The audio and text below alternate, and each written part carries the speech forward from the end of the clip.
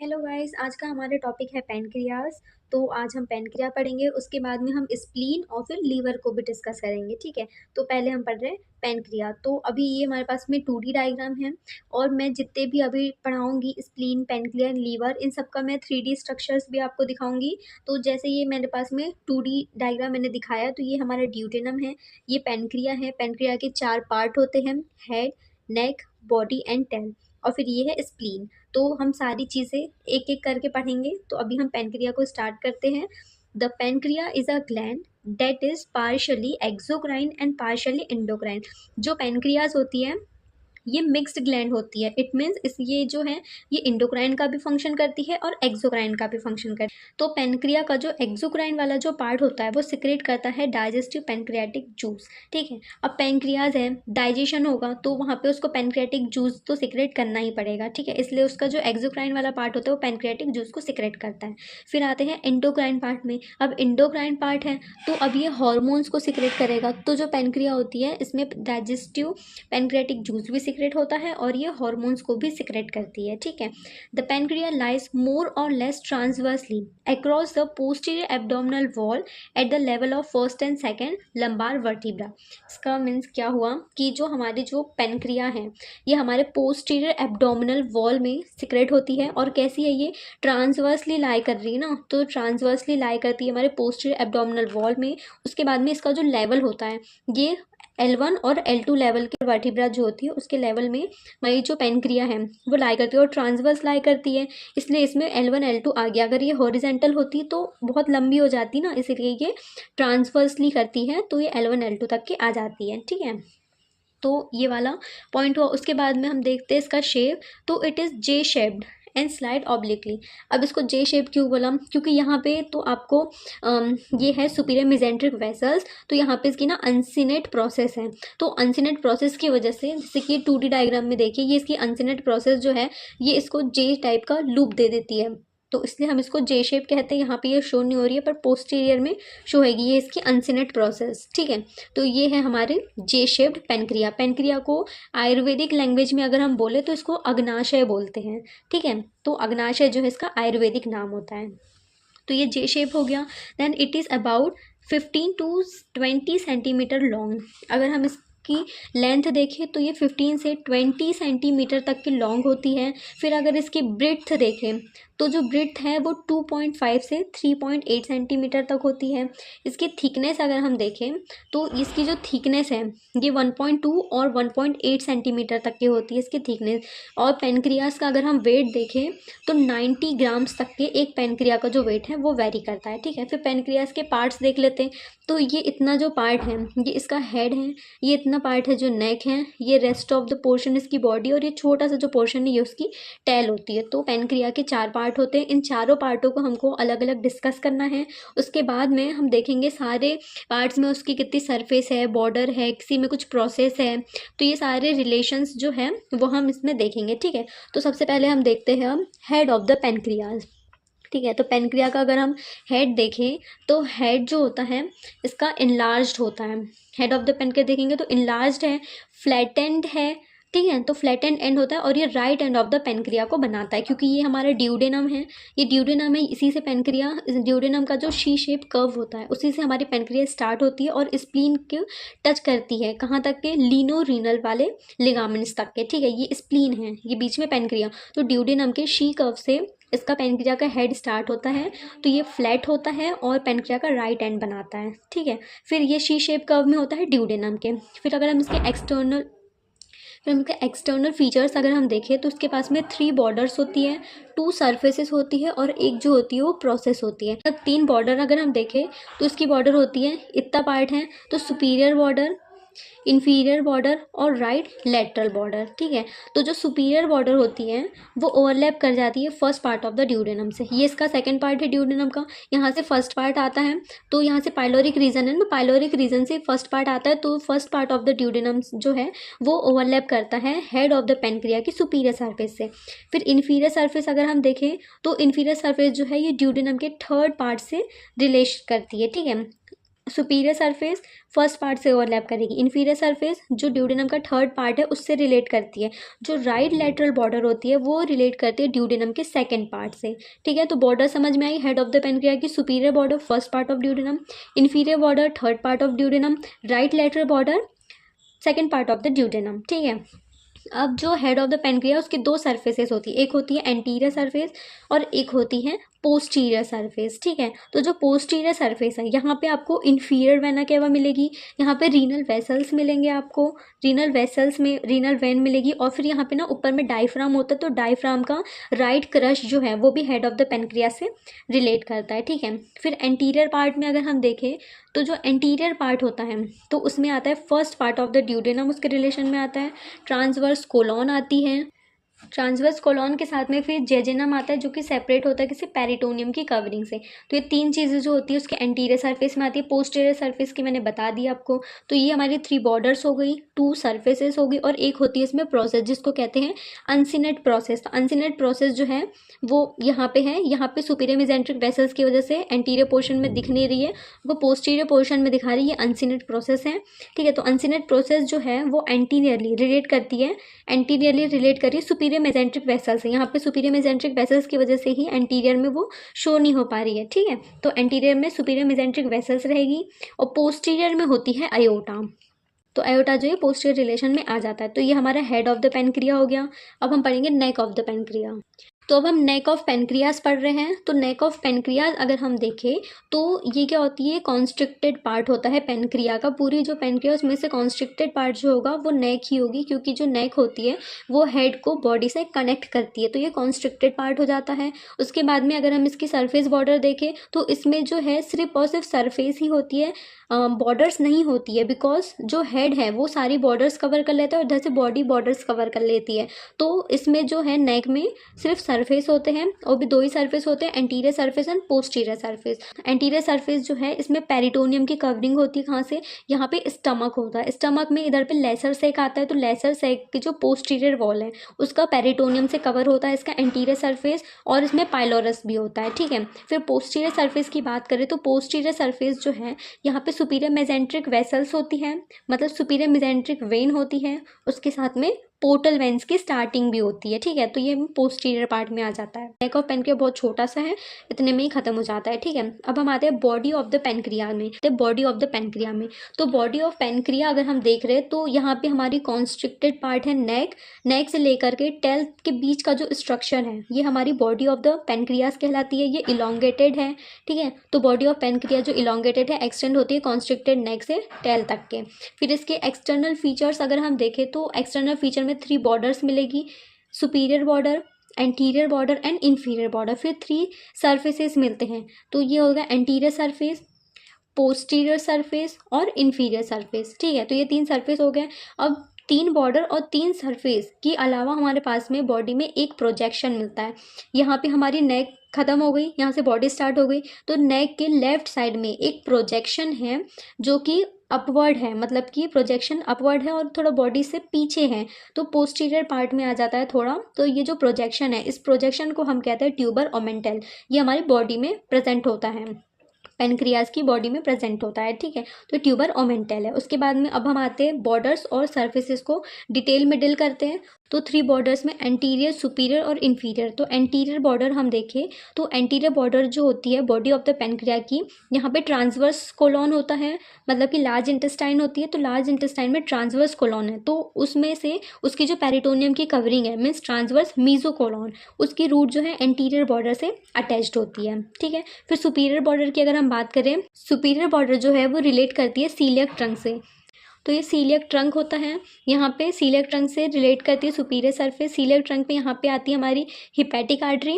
और ये है स्प्लेनिक आर्टरी जो कि टेल तक के जाती है और स्प्लीन में जाती है। ठीक है, तो ये हिपैटिक आर्टरी हो गई जो राइट साइड में जाती है, लेफ्ट साइड में स्प्लेनिक आर्टरी जाती है। तो सीलियक ट्रंक से सुपीरियर सरफेस रिलेट करती है, और सीलियक ट्रंक जो है वो कहाँ पे होता है, ट्यूबर ओमेंटली के जस्ट ऊपर, तो ट्यूबर ओमेंटली और सीलियक ट्रंक दोनों से रिलेट करती है। ठीक है, उसके बाद में हम आते हैं इन्फीरियर बॉर्डर पे। तो इन्फीरियर बॉर्डर जो है वो रिलेट करती है सुपीरियर मेसेंट्रिक वेसल से राइट साइड में। तो यहाँ पे सुपीरियर मेसेंट्रिक वेसल से यहाँ पे इसका फोर्थ पार्ट आ गया है ड्यूडेनम का, लेकिन यहाँ पे सुपीरियर मेसेंट्रिक वेसल से, तो ये बॉडी जो है उसकी इन्फीरियर सरफेस वो सुपीरियर मेसेंट्रिक वेसल से राइट एंड में रिलेशन रखती है। तो ये 3 बॉर्डर्स हो गई, एंटीरियर, सुपीरियर और इन्फीरियर। अब हम आते हैं 3 सर्फेसेस पे। तो 3 सर्फेसेस हमको देखना है, एंटीरियर, पोस्टीरियर और इन्फीरियर।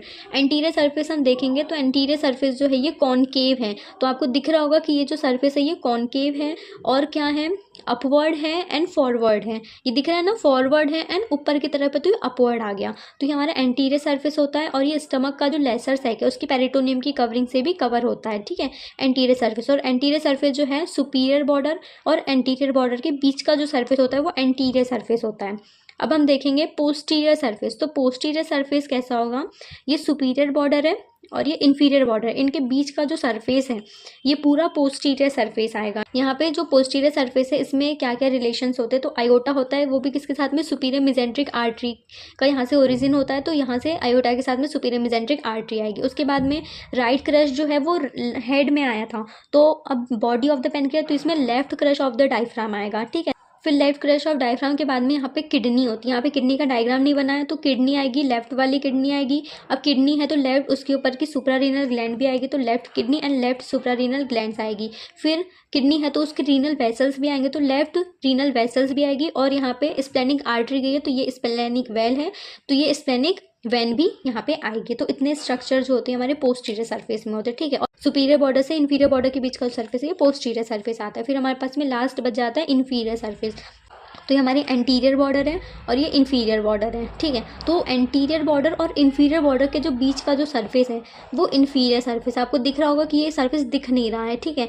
तो यही जो सरफेस है ये हमारा इन्फीरियर सरफेस होता है। जो इन्फीरियर सरफेस है उसमें भी पेरिटोनियम की कवरिंग होती है और ये रिलेशन रखता है कहाँ से, ड्यूडेनोजेजिनल फ्लेक्सर से, मतलब कॉइल्स ऑफ द जेजेनम और लेफ्ट कॉलिक फ्लेक्सर से। तो ये हमारा इन्फीरियर सरफेस हो गया। तो body of the pancreas complete होती है। उसके बाद में टेल की बात आती है। तो टेल ऑफ पेनक्रिया बहुत छोटा सा पार्ट है, इत्तू सा पार्ट होता है ये टेल ऑफ द पेनक्रिया।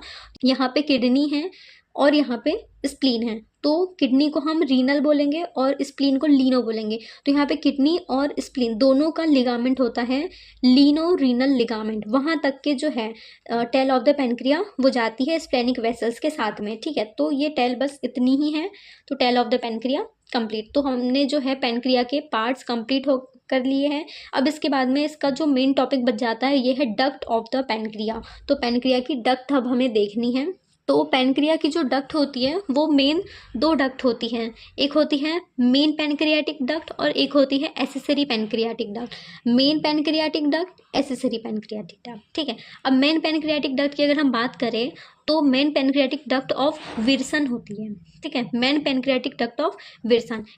इसकी हम डायमीटर अगर हम देखें मेन पेनक्रियाटिक डक्ट की तो 3 mm तक की इसकी डायमीटर होती है, जो कि कहाँ पे होती है, posterior surface of the pancreas में। कहाँ पे, posterior surface of the pancreas में होती है। फिर अगर हम इसकी स्टार्टिंग अगर हम देखें तो its begin at the tail. कहाँ से स्टार्ट होती है, टेल से स्टार्ट। उसके बाद ये रन करती है, टूवर्ड रन करेगी, उसके बाद में राइट में जाएगी, देन बॉडी की तरफ से थोड़ा सा बेंड हो जाएगी, फिर नेक की तरफ जब जा रही है थोड़ी सी डाउनवर्ड हो जाती है, फिर बैकवर्ड जाती है, फिर हेड की तरफ चली जाती है राइट साइड में, ठीक है। तो ये इसका डायरेक्शन होता है हेड का।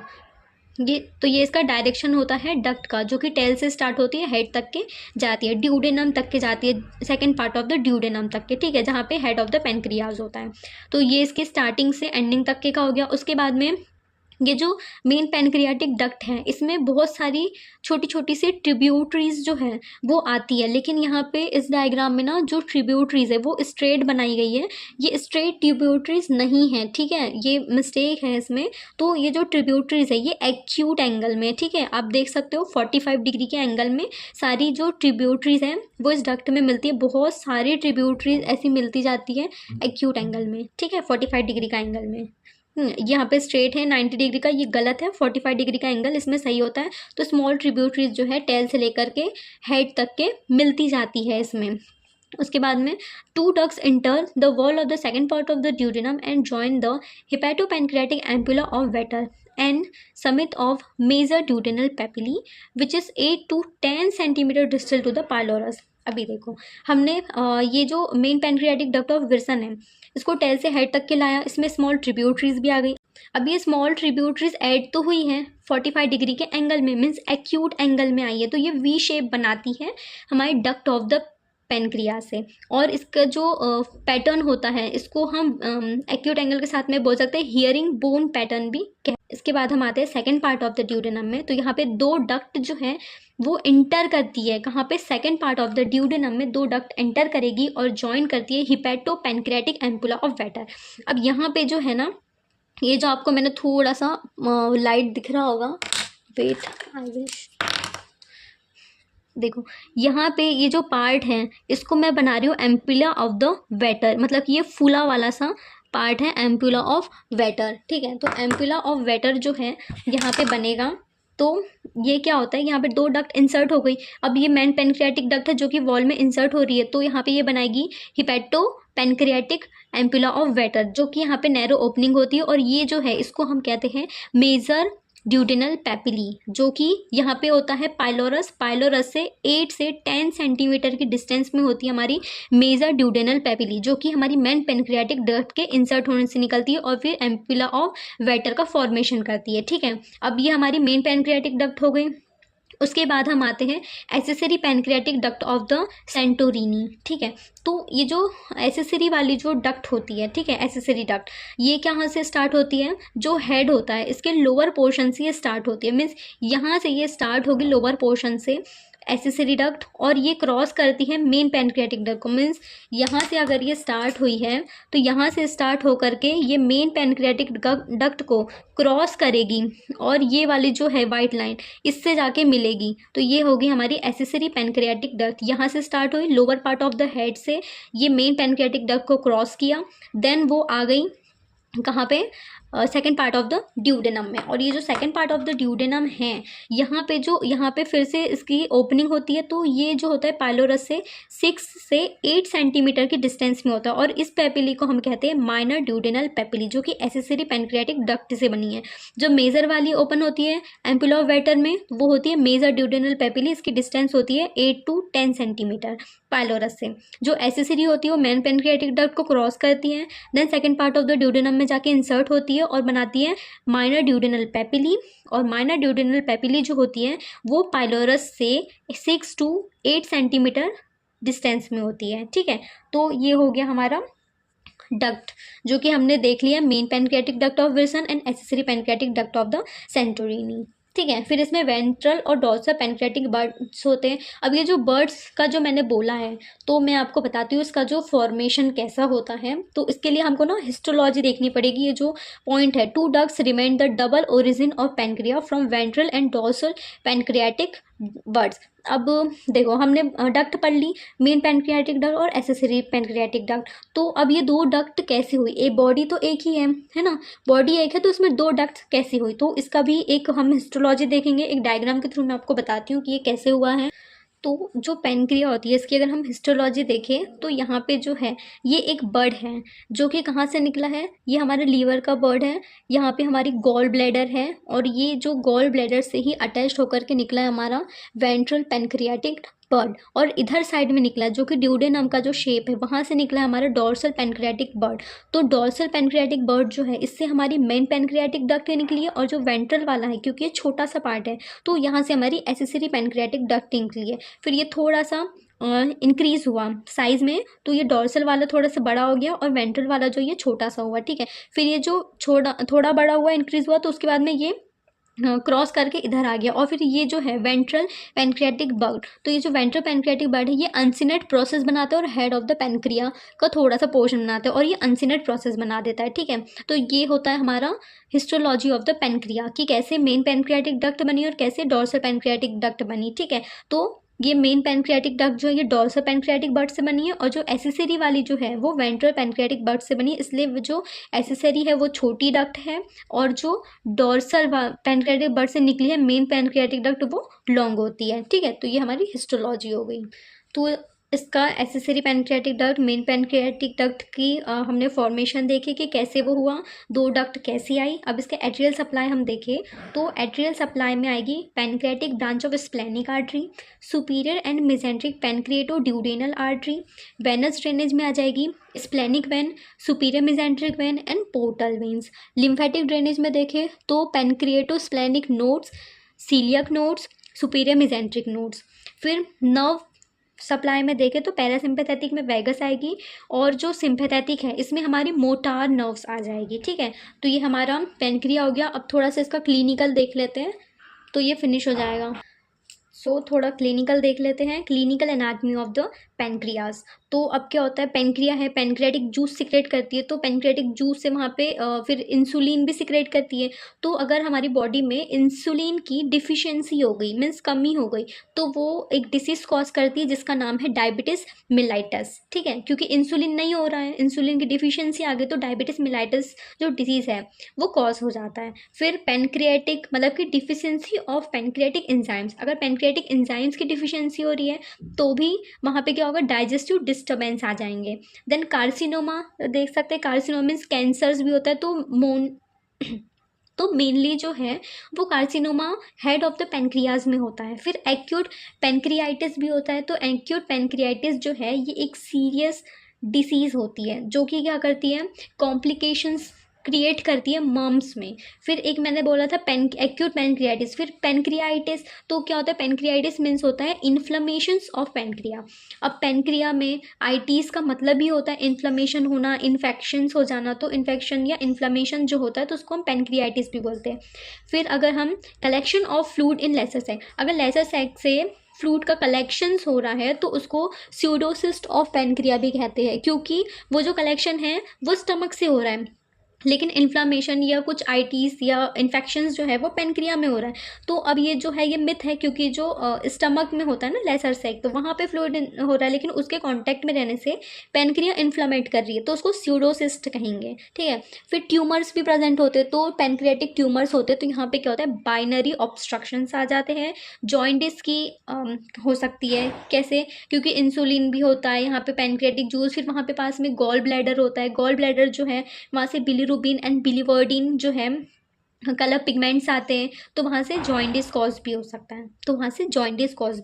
है, सो हमने पेनक्रिया जो है वो डील कर लिया, उसकी हिस्टोलॉजी देखी, जनरल फीचर्स देखे, उसके पार्ट्स को एक एक करके डिस्क्राइब किया। मैंने 3D मॉडल में आपको बताया कि कैसे कैसे होते हैं, उसका स्ट्रक्चर, सभी स्ट्रक्चर्स को मैंने अच्छे से डील किया है, बॉर्डर्स अच्छे से दिखा के बताई हैं, सरफेसेस दिखाए हैं, डक्ट की हिस्टोलॉजी बताई है, देन क्लिनिकल एनाटमी भी हुई। सो आई विश कि आपको समझ में आया होगा। सो thank you for watching and